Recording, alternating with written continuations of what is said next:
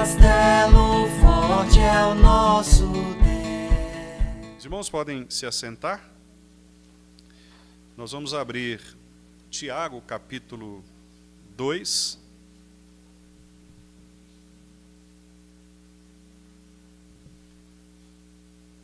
Tiago, capítulo 2, versos 18 a 20. Tiago, capítulo 2, versos 18 a 20. Vamos fazer, irmãos, juntos a leitura destes 3 versículos? Tiago 2, 18, 19 e 20. Vamos ler. Mas alguém dirá: tu tens fé e eu tenho obras. Mostra-me essa tua fé sem as obras, e eu, com as obras, te mostrarei a minha fé. Crês tu que Deus é um só? Fazes bem. Até os demônios creem e tremem. Queres, pois, ficar certo, ó homem insensato, de que a fé sem as obras é inoperante? Isso até o 20, né? São estas... Nós vamos, na verdade, introduzir este trecho, que de fato vai até o versículo 26. Mas nós vamos fazer esta introdução hoje, pensando exatamente, irmãos, nestas perguntas que Tiago nos diz, nos faz, né? Primeiro, a questão do crer que há um Deus, e ele nos diz que isso é bom, inclusive os próprios demônios também creem e tremem. Mas no verso 20 ele faz uma pergunta intrigante e ao mesmo tempo uma consideração muito forte, porque ele nos chama, ou chama estas pessoas que creem que não é necessário obras, né, para que se prove a fé. Ele chama estas pessoas de insensatas. São aquelas pessoas que pensam que as obras são dispensáveis no que diz respeito à demonstração de nossa fé cristã. Então, hoje nós vamos ver pelo menos 3 aspectos, né? Demonstrar que a fé verdadeira, ela é visível e prática. Então, não adianta nós pensarmos que somos aqueles crentes chamados espiões, né? Aquele crente que ninguém sabe que é crente, mas fica ali, talvez, disfarçado, né, entre as pessoas. Pelo contrário, a fé cristã, ela demonstra na prática, e ela é visível. Nós podemos apontar quem de fato é um cristão, não é? Não apenas de maneira verbal, mas também de maneira visível, né, com os nossos olhos, testemunhar a fé verdadeira, confrontar esse grande problema, né, de uma doutrina correta, mas de uma vida estéril, uma vida sem frutos. Então nós vamos ver que Tiago diz que isso não é possível. Tiago mostra que a doutrina correta, ela necessariamente leva a uma fé prática, ou uma vida operosa na presença de Deus, não é? E também refletir sobre como a palavra de Deus, ela restaura essa nossa fé, às vezes indiferente, às vezes subjetiva, numa fé que é movida para a ação em relação ao próximo. Porque os irmãos vão se lembrar que é exatamente disso que Tiago está falando, né? Dei uma olhada no trecho anterior, especialmente para aqueles que não estiveram nos últimos estudos, e percebam que o que Tiago está fazendo aqui é mostrando que proveito tem alguém dizer que tem fé, mas não praticar esta fé. Versículo 14. Que proveito tem? A resposta é nenhum proveito. Se você diz que tem fé, mas você não pratica esta fé, se sua fé não dá frutos, então é como se você não tivesse essa verdadeira fé. A verdadeira fé precisa demonstrar na prática os resultados daquilo que você confessa publicamente. E então ele dá um exemplo, né? Ele diz que, por exemplo, se tiver na sua igreja um irmão ou uma irmã que estiver carecido de necessidades básicas. Ele cita aqui roupa e alimento, né, que são 2 coisas básicas do ser humano. E você toma conhecimento dessa situação, mas ao invés de agir de levar roupa para aquela pessoa, ou de levar o alimento para aquele irmão e para aquela irmã, você simplesmente diz: eu vou orar por você. Eu vou orar por você e que Deus te dê graça para que você possa se aquecer, para que você possa se alimentar. Tiago diz: que proveito tem isso? Não é? Então veja que ele está aqui fazendo um contraste entre uma fé que é simplesmente professada com os lábios, entre uma fé que é praticada com as obras. Não é? Então aquilo que eu disse aos irmãos nos estudos passados, repare que Tiago e Paulo, eles não estão em contradição. Eles só estão vendo o mesmo lado da moeda, a mesma moeda de lados diferentes. Paulo está pensando na salvação. E ele está dizendo: olha, ninguém precisa das obras para ser salvo, porque nós somos salvos somente pela graça do Senhor. Tiago está vendo pelo lado da santificação. Ele está dizendo: se você recebeu a salvação pela fé, pela graça, você agora então pratica uma vida frutífera, uma vida que testemunha esta sua salvação. Então, salvação de um lado, santificação de outro. Ou, se nós quisermos usar dois termos teológicos, justificação de um lado, santificação do outro. Não é?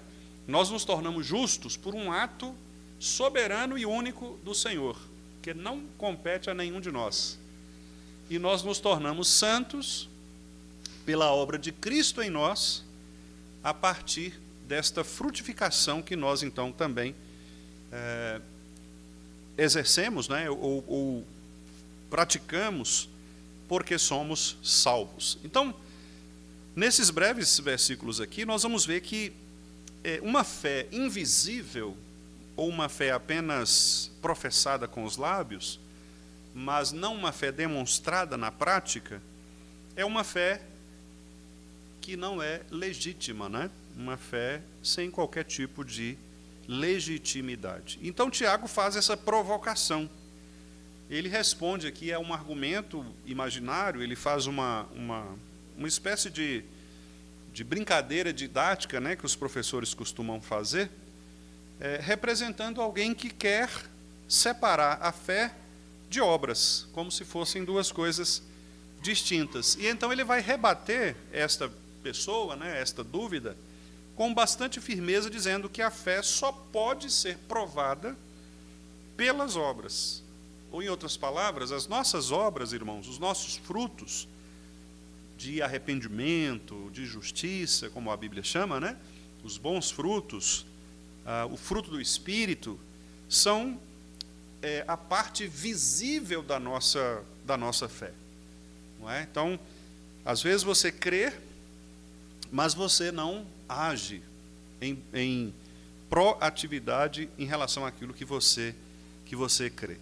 Então, Tiago vai dizer: olha, se você acha que a fé está desvinculada das obras, você está enganado, porque as obras são a demonstração visível da sua fé. Quanto mais fé genuína em Deus você tiver, maiores serão as suas obras, mais frutos você produzirá, frutos de justiça, frutos de arrependimento, frutos do Espírito, né? Ou seja, aquela pessoa que, por exemplo, ela diz que se converteu, ela se denomina convertida, mas ela continua agindo da mesma forma que ela agia quando não convertida, então existe alguma coisa errada, não é? Por quê? Porque a fé verdadeira, ela vai obrigatoriamente conduzir esta pessoa a uma mudança de vida. É óbvio que essa mudança, ela pode ser diferente em termos de ritmos, né, de velocidade, de pessoa para pessoa, mas o fato é que ninguém permanece a mesma pessoa depois que recebe a verdadeira fé. A pessoa que recebe a verdadeira fé, ela vai necessariamente ser confrontada pela palavra e vai, portanto, receber do próprio Deus a graça para modificar o seu comportamento pecaminoso. Então, por isso é que ela vai produzir boas obras. E ela vai fazer isso com bastante alegria e também ela vai desejar isso. Por isso é que Tiago, então, está querendo dizer que é impossível você ser um cristão e, ao mesmo tempo, ficar escondido, não é? Uma fé invisível, como eu estou chamando aqui. Por quê? Porque as pessoas, quando olham para nós e percebem que nós fomos transformados pela graça, necessariamente elas precisam ver uma mudança em nossas vidas. Elas têm que dizer, olha, fulano era assim, mas agora ele não é mais. Ou então, mesmo que ela não nos conhecesse no passado, que agora ela possa dizer, olha, fulano é uma pessoa diferente, ele se comporta diferente da maioria dos outros, porque, de fato, ele tem uma vida diferente, uma moralidade diferente, uma prática diferente, ele tem uma linguagem diferente. Ou seja, nós seremos visíveis, né? Seremos vistos pelo mundo, pelas pessoas ao redor, por meio das nossas obras. Vamos abrir aqui, irmãos, Mateus capítulo 5, versículo 16. Também um texto bastante conhecido nosso, né? Logo na abertura do Sermão do Monte, o primeiro sermão de Jesus, em que ele fala a respeito do que é o reino. E esse versículo 16 nós conhecemos bastante, porque Jesus fala sobre o testemunho da vida cristã.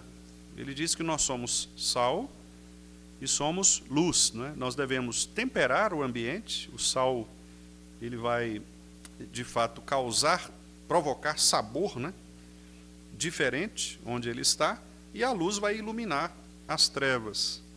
E aí no versículo 16, então, Jesus conclui com estas palavras. Vamos ler juntos? Mateus 5,16. Assim, brilhe também a vossa luz diante dos homens, para que vejam as vossas boas obras e glorifiquem a vosso Pai que está nos céus. Então, é exatamente sobre isso que Tiago está falando. Tiago está dizendo que a verdadeira fé, ela se torna um testemunho social, um testemunho prático.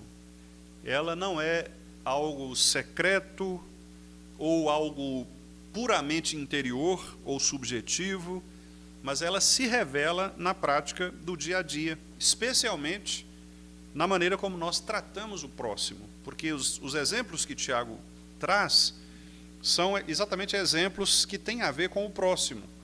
Nós vimos no texto anterior ele falar sobre o problema da acepção de pessoas. Entrou um rico na igreja, entrou um pobre na igreja, e nós tratamos essas duas pessoas de modo diferente. Ele está dizendo, não pode, porque são seres humanos, criados à imagem de Deus, ambos têm a mesma dignidade, então nós não podemos tratar as pessoas de maneira diversa, em razão das suas condições sociais. E agora ele mostra também o aspecto de que nós não podemos tratar diferentemente uma pessoa que tenha carências na sua vida, sobretudo de questões básicas, como alimento e vestuário. Se nós fizermos isto, diz Tiago, a nossa prática de fé, ela passa a ser, então, questionada, né? Então, aqui, o que Tiago quer mostrar é que o amor ao próximo praticado por ações objetivas demonstra a verdade da nossa fé. E é por isso, talvez, irmãos, que algumas religiões, né, algumas igrejas, religiões, elas focam muito nesse aspecto social. Inclusive, dentro da própria Igreja Católica, por exemplo, há um ramo, né, chamado Teologia da Libertação, que foca exatamente nessa ideia de que o Evangelho ele deve ser um evangelho social, um evangelho voltado para as pessoas pobres, né? Então, nós temos no Brasil, por exemplo, alguns representantes muito famosos aí, desta teologia. Então, eles entendem que o evangelho é algo social. Então, você lutar pelos pobres, pelos menos favorecidos, né? E por isso que essa religião social, ela acabou se misturando, inclusive, a perspectivas políticas socialistas. Então, alguns partidos políticos, especialmente os de cunho socialistas, eles foram fundados com base nessa premissa de uma justiça social, que, infelizmente, é uma má interpretação da justiça da Bíblia. Porque na Bíblia nós temos, sim, a preocupação Em todos os lugares da Bíblia que você olhar, para os profetas, para o próprio Novo Testamento, Jesus, não é? Os apóstolos, você tem sim uma preocupação com os pobres, com os menos favorecidos.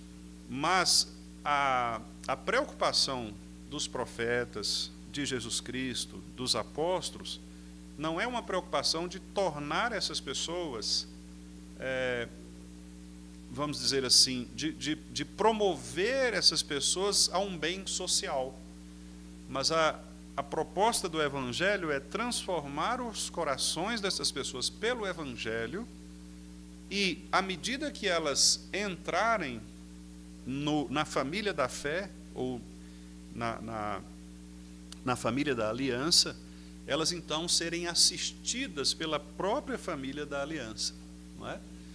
Então, é uma justiça diferente dessa justiça social como nós temos praticada, especialmente nos países socialistas, né?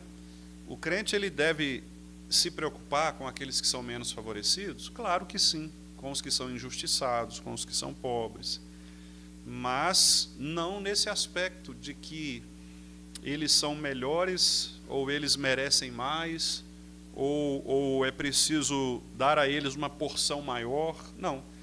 A ideia é que o Evangelho, ele deve alcançar essas pessoas para que elas percebam que até mesmo na pobreza elas devem glorificar a Deus. Por isso que Jesus, em um momento, disse: os pobres sempre os tereis convosco. Quer dizer, os pobres, eles não deixarão de ser pobres, necessariamente. Pode até ser que alguns deixem de ser, mas o fato de serem pobres não é um problema. Não é um problema. Os neopentecostais fazem o caminho inverso. Eles dizem que a pobreza é um problema de fé. E aí a pessoa que não tem fé, ela é pobre e ela precisa se tornar universal, né? Porque ela vai o quê? A pobreza é uma demonstração de ausência de fé. Quer dizer, os dois lados estão errados.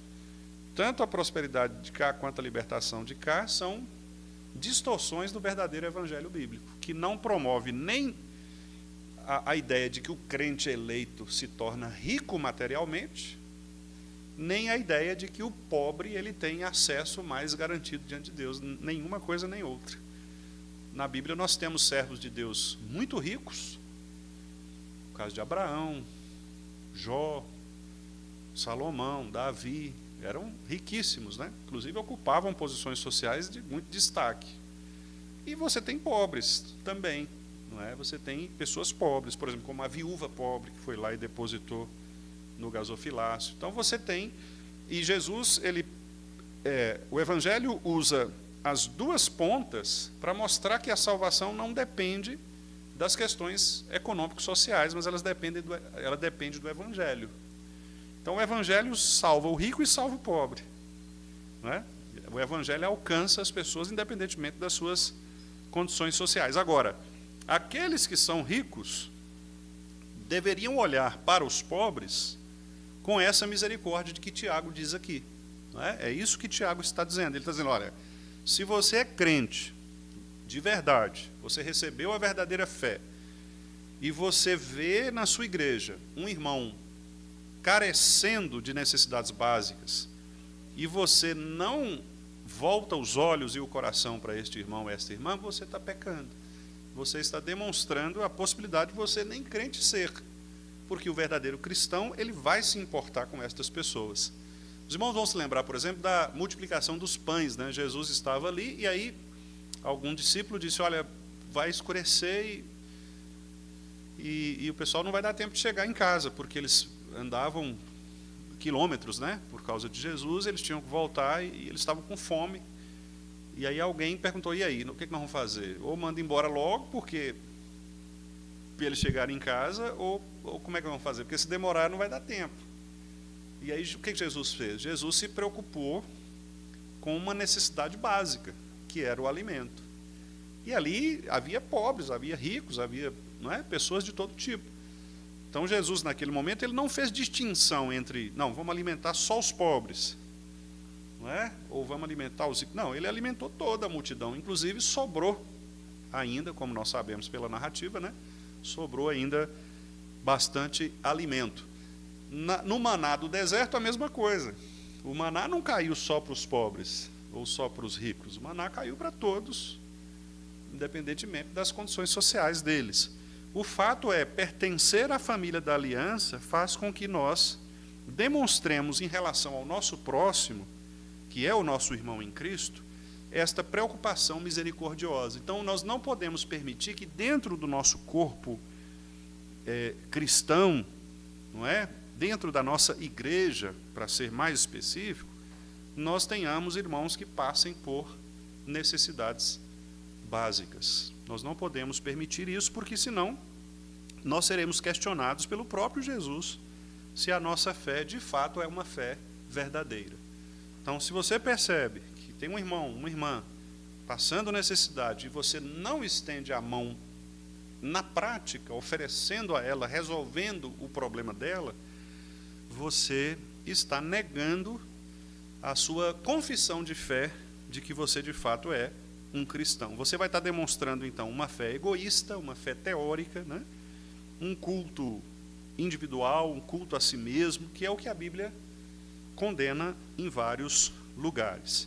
Então a pergunta que eu tenho que fazer, que os irmãos precisam fazer e que nós como igreja precisamos fazer, é esta. Quer dizer, a minha fé, ela tem sido apenas interior, teórica, ou ela é demonstrada nos meus relacionamentos, nas minhas atitudes em relação ao meu próximo, nas minhas decisões, não é?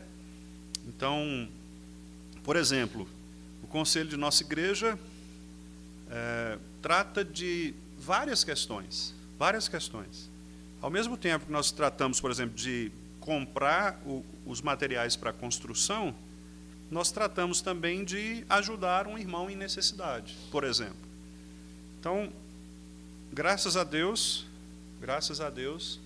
nós temos agido com esta misericórdia. Mas vamos supor que não fosse assim, né?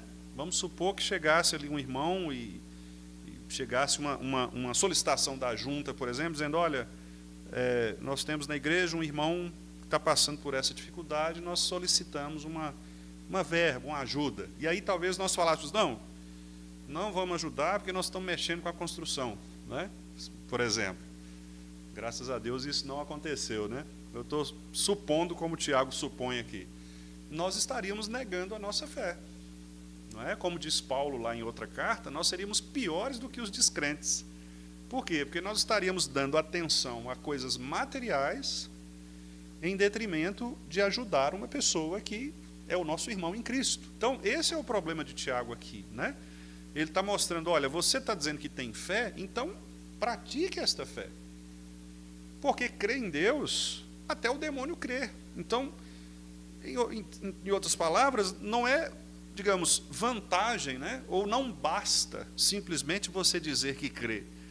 É preciso você mostrar que a sua crença, que a sua ortodoxia, a sua doutrina, ela te conduz a uma prática, a uma vida transformada. Então, se até os demônios sabem que Deus é um só, e aqui é interessante, né, porque Tiago aqui ele afirma uma coisa que tem gente que contraria, né?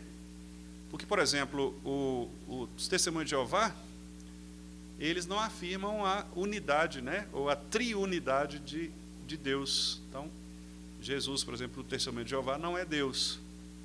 E Tiago está dizendo que até o demônio sabe que Deus é um só. Interessante, né? Até o demônio sabe. A teologia do demônio é melhor do que a teologia de muita gente aí. Porque o demônio sabe. Tiago está dizendo, olha, crês tu que Deus é um só? Até o demônio ele é monoteísta. Ele sabe que Deus, quem é Deus? Até porque ele experimentou na prática, né?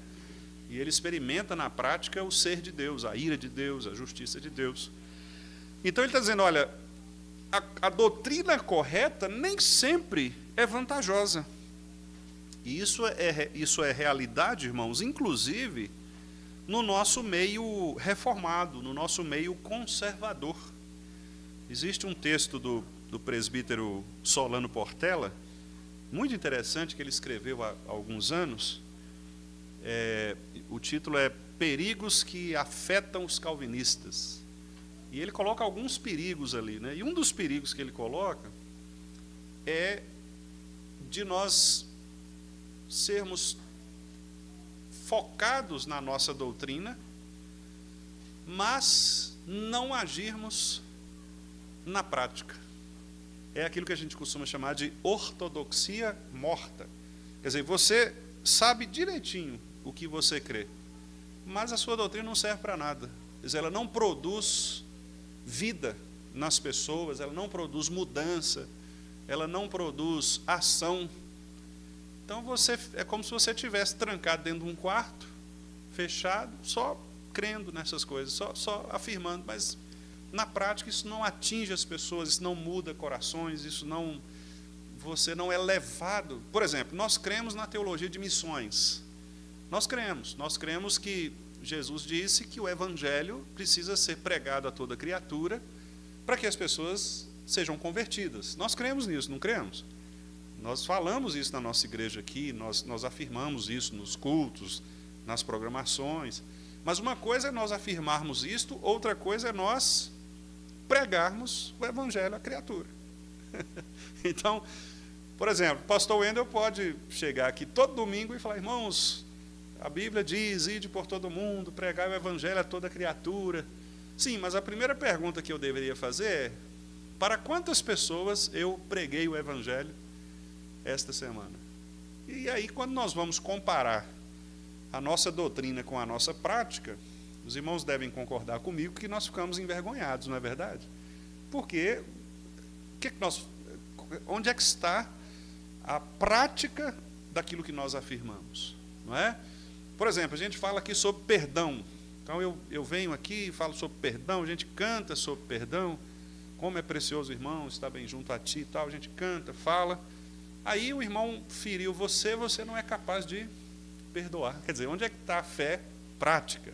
Você crê naquilo, e eu sei que crê, mas e o passo, não é? Para demonstrar o que você crê.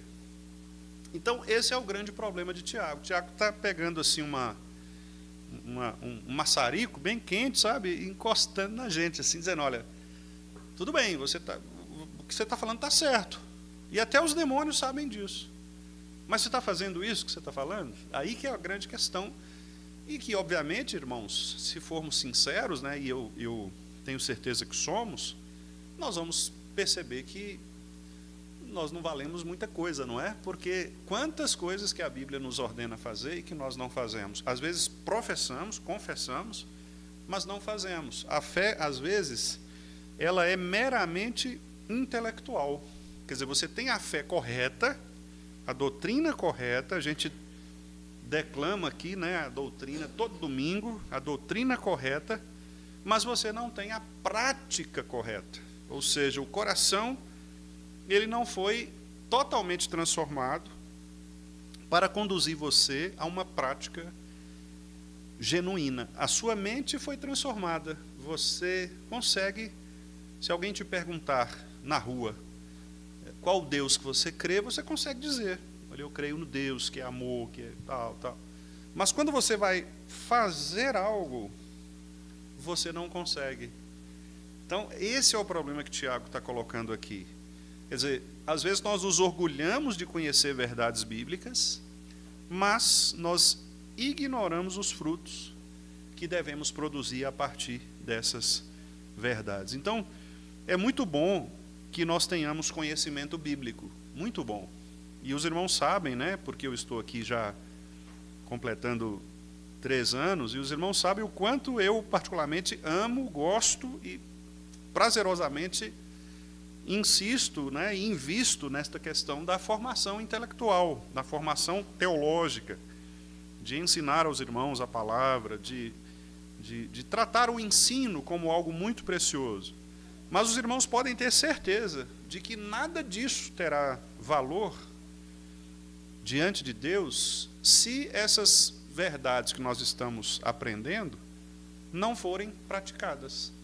Nós podemos ficar aqui 50 anos estudando, sabermos de cor e salteado, de frente para trás, trás para frente, cabeça para baixo, se isso não, como diziam os puritanos, né, se isso não descer ao coração e produzir mudança nos nossos afetos, nós vamos nos tornar como a igreja de Éfeso. E, aliás, eu já preguei também para os irmãos. A igreja de Éfeso era assim. Eles começaram muito bem, receberam o evangelho, e eles eram, assim, doutrinariamente muito bons. Muito bons. O texto, inclusive, diz que eles eram capazes de perceber de longe quando uma doutrina falsa entrava na igreja. Só que aí Jesus faz a denúncia. Jesus diz, olha, só que vocês têm um problema grave. Vocês esqueceram o primeiro amor. Quer dizer, o que significa isso? O evangelho só está aqui. Vocês não estão vivendo mais o evangelho. Vocês creem no evangelho, vocês proclamam a doutrina, são muito bons na doutrina, mas não serve para nada mais. Quer dizer, vocês se tornaram um gueto fechado ali, uma tribo fechada, não serve para mais nada, né? E aí Jesus fala, olha, arrependam-se, voltem à prática das primeiras obras. O que significa isso? Sabe aquela paixão que vocês tinham pelo evangelho, aquela atração que vocês tinham por viver a doutrina? É isso de que vocês precisam. Então é interessante, irmãos, porque a gente vê esses dois modelos nas igrejas cristãs em geral. E o grande problema é o pecado. Nós somos pecadores. Então, às vezes, uns puxam demais para cá, outros puxam demais para lá. Por exemplo, você tem igrejas que se tornam cada vez mais igrejas intelectualizadas. Igrejas que sabem muito a doutrina, sabem muito a palavra, mas espiritualmente estão mortas. Afetivamente elas estão mortas, ou morrendo, né? Muito embora a doutrina esteja ali, na ponta da língua. É um problema grave, é pecado. Mas, por outro lado, você tem o outro extremo, de pessoas que puxam para o lado de cá, querendo viver uma prática de vida sem a doutrina. Então, eu vou dar um exemplo prático aqui da nossa construção. Vamos supor que nós terminemos a reforma e o templo fique, né, 10, assim, brilhoso, lindo, lindo, lindo. Vazio. Só o pastor e umas 3 pessoas lá dentro. Aí alguém vai chegar e falar, gente, mas olha só que coisa, hein? Um lugar desse tão bonito e morto, né? Vazio, não tem ninguém. É a ortodoxia morta. Um lugar muito bonito, muito aprazível, mas sem vida. Por outro lado, é aquele lugar em que você tem um tanto de gente pulando, gritando, dançando, mas em cima de uma construção em pedaços ou prestes a cair. Tá, o edifício está rachando e o povo... Quer dizer, os dois são problemáticos. Aqui morreu porque faltou o fervor de cá. E esses de cá vão morrer porque falta a estrutura dos do lado de cá. Percebem? Então, a Bíblia quer um equilíbrio de nossa parte. A Bíblia quer que nós... Por isso que Jesus, ao dizer para aquela mulher sobre a adoração, ele disse assim, o Pai procura para si verdadeiros adoradores, que o adorem em espírito e verdade. 2 coisas. O que é o espírito? A afeição, fervor, a alegria que vem do Espírito de Cristo. E o que é a verdade? A doutrina. Porque a gente não viu Jesus dizendo que Ele é a verdade, e lá em João 17 ele diz assim, a tua palavra é a verdade? Então, quer dizer, o que é adorar em espírito e em verdade? Usando agora a linguagem de Paulo, é adorar com a mente e o coração. Por isso que Paulo fala que nós devemos orar com a mente. Interessante isso, né? O que significa isso? Significa que você deve saber o porquê você está adorando a Deus. Por isso que a gente não pode chegar aqui e cantar qualquer tipo de cântico, por exemplo, só pelo ritmo, não é, sem saber o que está cantando. Porque se a gente fizer isso, nós vamos estar adorando sem a mente.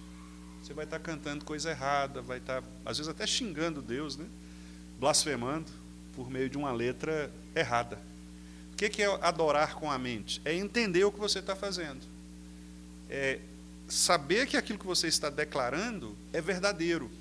Mas, ao mesmo tempo, você não pode declarar o que é verdadeiro sem se sentir afetado por essa verdade. É isso aqui, meus irmãos, que é o grande problema e, ao mesmo tempo, a grande solução da vida cristã. É este equilíbrio. E como é difícil este equilíbrio. Porque não depende inteiramente de nós. Depende da ação do Espírito Santo nos corações. Os grandes avivamentos, não é, espirituais, como o Pentecostes, por exemplo, Atos 2, os movimentos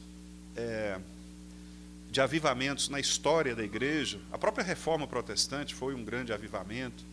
Depois nós temos outros grandes avivamentos, como Martyn Lloyd-Jones, por exemplo, como Charles Spurgeon, Edwards e tantos outros irmãos, né, que começaram a pregar nas vilas, e essas vilas começaram a encher de gente que vinha de longe para ouvir esses grandes pregadores, né?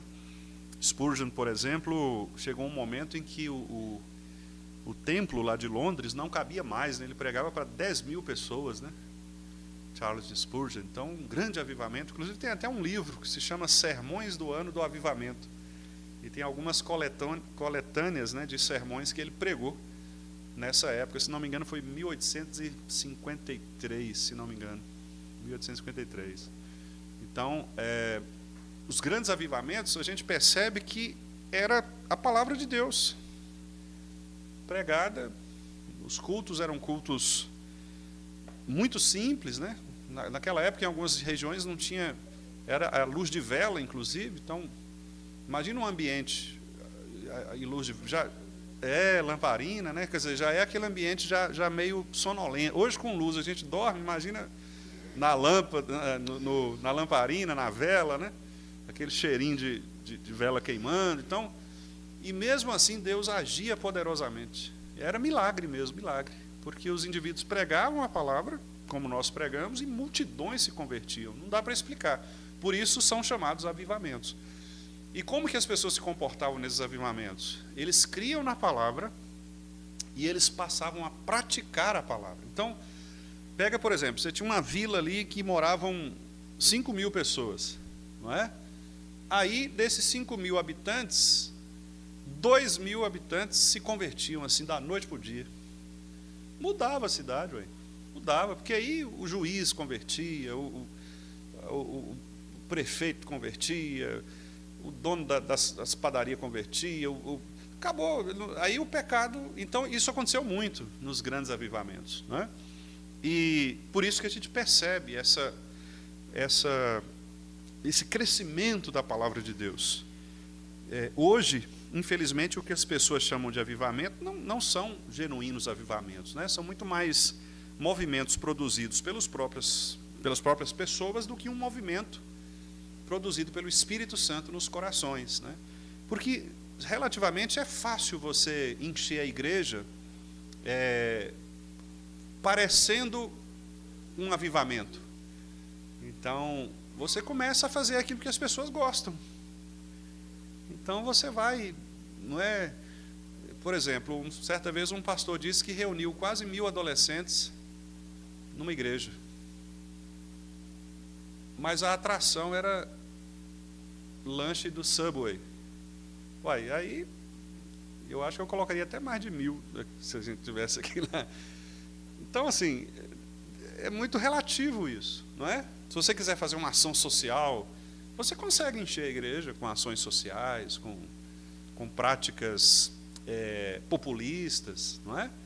Agora, com a pregação da palavra que, de fato, atinge o orgulho do ser humano, que fala sobre o pecado, sobre o inferno, aí só o Espírito de Cristo mesmo para fazer esse milagre no coração das pessoas, porque ninguém gosta de ser ofendido. Você vai para uma igreja em que a pessoa fala que você vai para o inferno, você fala que o pastor fala que você é pecador, o pastor fala que você não presta.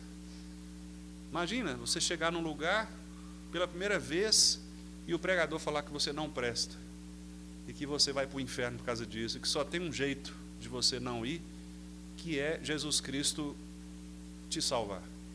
Uai, se a pessoa, ela não volta mais. Não, eu vou lá para ouvir o cara. É muito preferível você ir num lugar agradável, né?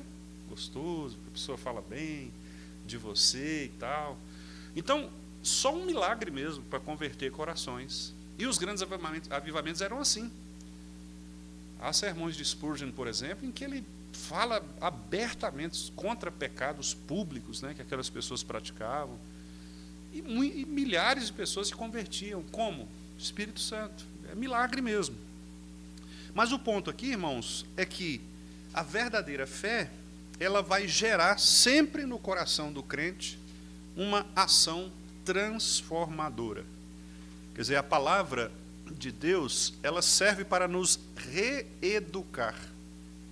Exatamente para que a nossa fé e a nossa prática caminhem juntas. Juntas.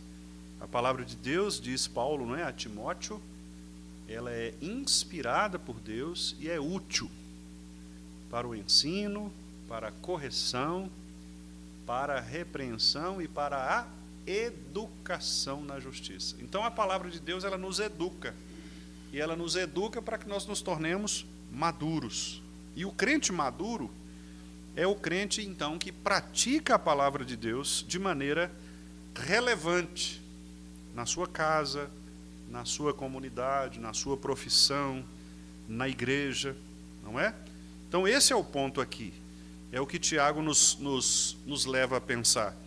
Não existe verdadeira fé se ela é apenas professada.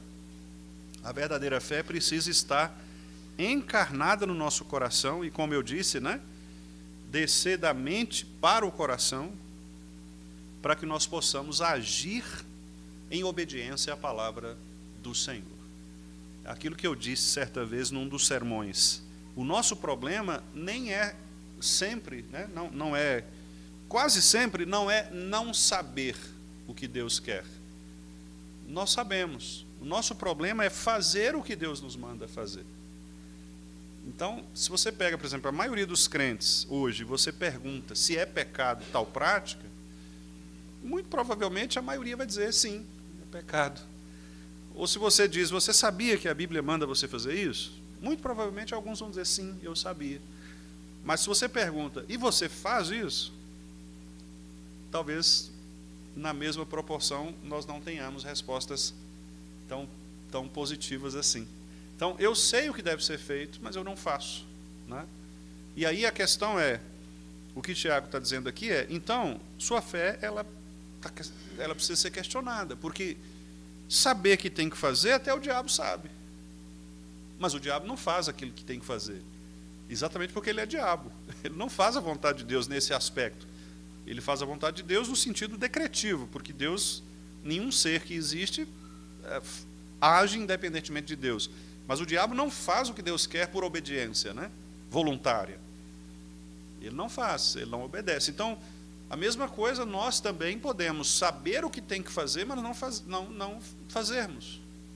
E isso nos igualará aos próprios demônios. Olha que argumento pesado de Tiago, né? Você crê que Deus é um só? Ótimo, os demônios também creem. Mas não é só uma questão de crer, é uma questão de fazer. A verdadeira fé deve levar você a um ato de misericórdia, de justiça, de amor. Deve levar a uma mudança radical na sua vida.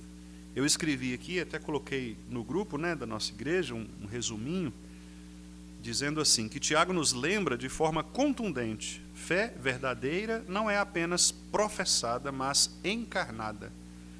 Ela se torna visível na forma como tratamos o próximo, como reagimos à injustiça, como servimos os necessitados, como amamos os esquecidos. A palavra de Deus restaura nossa visão de espiritualidade.